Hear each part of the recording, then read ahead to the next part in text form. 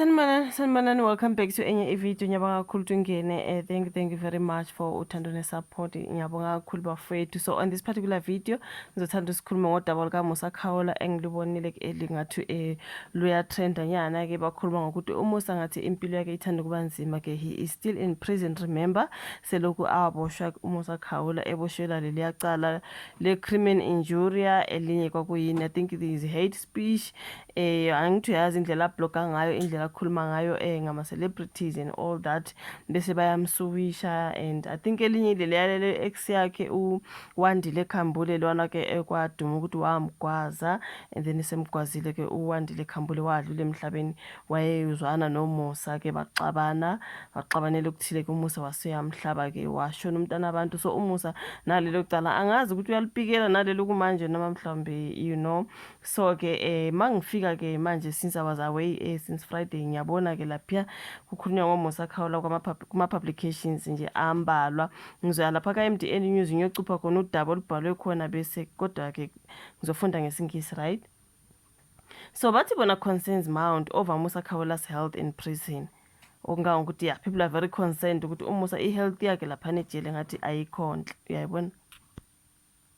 So asifunde njengoba besho ukuthi controversial blogger Musa Khawula's health has sparked alarm among his supporters as he remains incarcerated in Sun City prison.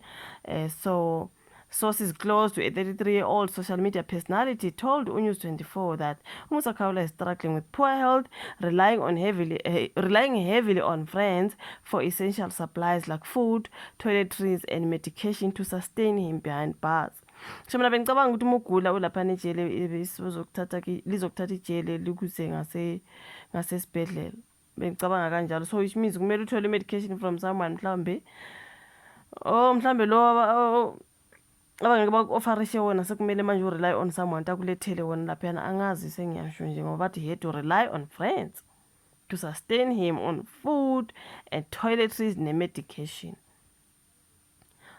Kuthiwa ube-appear court nje wabonakala engathi nje impilo yakhe ngathi i-health yakhe ngathi ayikhonhle. Phuka Musa Khawula. So mina bengizibuza rely on friends nje, umndeni wona ukuphi bafethu. Ngiyacabanga ukuthi kufanele ukuthi unomndeni umeboshiwe kanjena nabo basondeli. Ngabe mhlamba basondeli noma mhlambe kusuke kungekho enough ebese rely on friends-ke angazi khona lapho ukuthi bachaza ukuthini. This is on MDN News.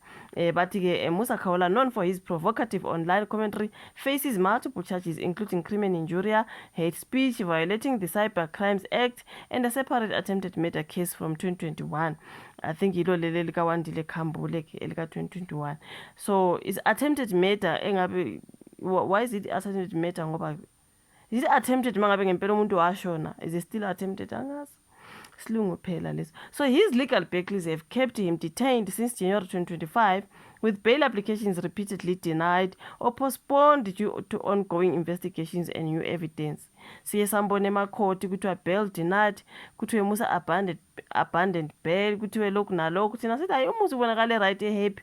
Musa akhumbula lama clips ebesiwaposta bafethu. Ebonakale happy nje bemshutha laphana esihambela ke-modelisha kahle nje. Thina sithi yonke into right. Kusho ukuthi mhlambe i-health yakhe belokhu i-deteriorate kancane. Angazi bafethu mase bengathi kubi okwamanje. Rely on friends and nabe simbone happy kulawo ma-videos, yabo.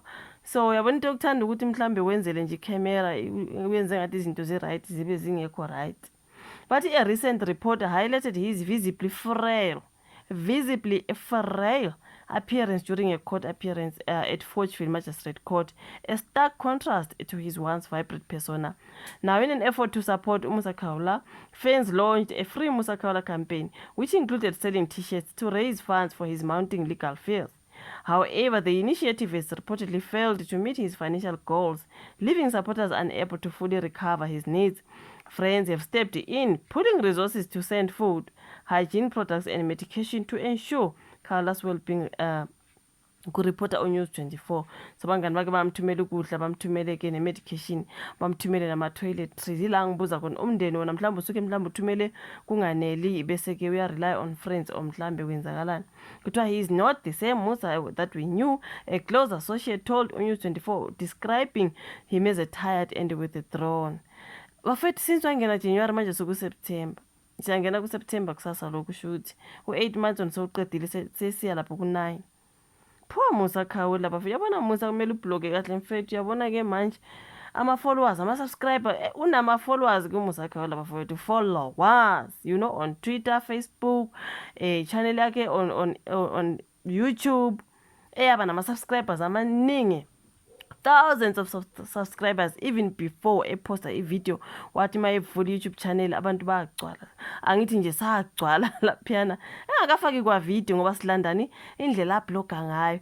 Kube namanje bafethu kube siyameseka mangabe kuthiwa nansi ke i-backup body wathi eyavulwayo lapha na crowdfunding campaign kuthiwa kuye kwa raise u2k kube ku-ainywe ukuraise u50k, kodwa ngendlela esibaningi ngakona ngiyacabanga ukuthi Musa, you rely on people hyping, bayakuhype abantu, bayakuhype ukuthi yeah we like Musa Khawula how he blogs, uziletha indaba zishisa zimnyandi zitheni indaba zabantu, okunye kusuke kungelona iqiniso, okunye bakwatela ukuthi akakhulumi kahle bayamsuwisha umeseboshiwe useyedwa ngale. Thina sifuna izindaba zishisa kodwa mase kubhede ususejele mfethu usuyi-1, asisekho thina ama-followers ama-subscribers asisekho lapho, usubhedelwa isimo uwedwa. Ngingumusa bafethu bengizoyicabanga kabili kathathu le ndaba ngithi hayi laba bantu bangithanda la on social media mase ngingale sengivalelwe abasayingeni. Uyayibona lento Musa?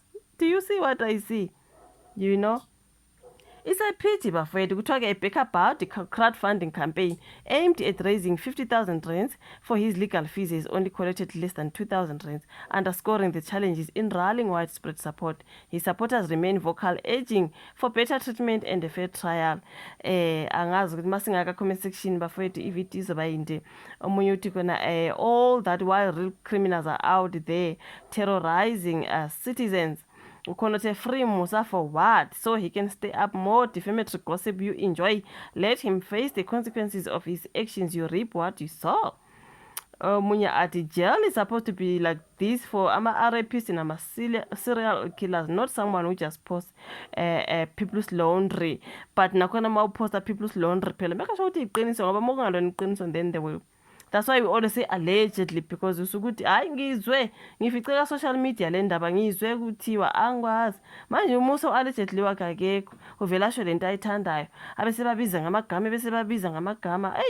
Uma sebezitshaya lezo ndaba sebeyamsuwa manje usesejele. Thina ke sisuke sithi we love Musa how he delivers, yeah, very very spicy kodwa ke mase lapha yasevalele useyi-1 asisekho thina sithi sizifuna zishisa zispicy zinjani zimnandi zindaba ekhuluma ngabantu Musa ngendlela engekho right bafethu.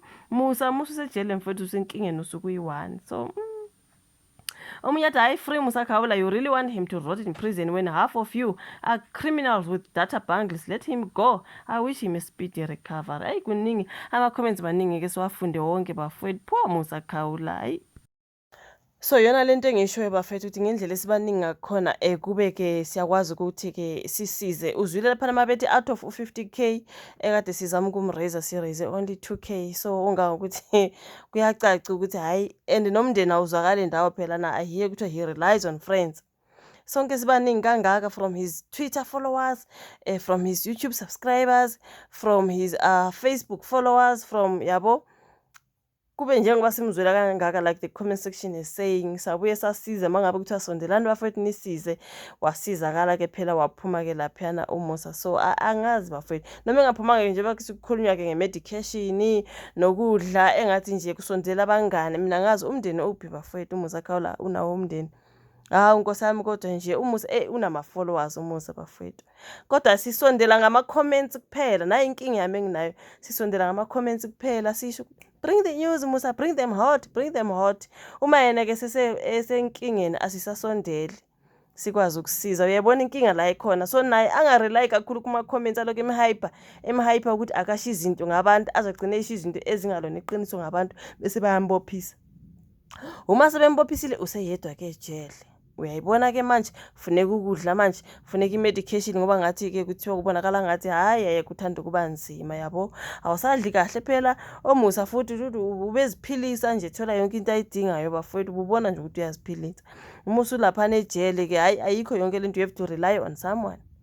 akusekho umuntu osondelayo manje sekunzima. Bengizothi ngingumusa uma ngiphuma laphana ngimake sure ukuthi ngibloga ngendlela-ke manje ngoba ngiyakwazi uma sengisejele sengizoba ngedwa. Abantu abangifollowayo abangihayiphayo ukuthi angisho izinto ngenza izinto abasekho sengingedwa. So bengizoyicabanga ngiqala ukubloga ngenye indlela-ke manje ngoba bafethu you will be alone uma ngabe ususenkingeni.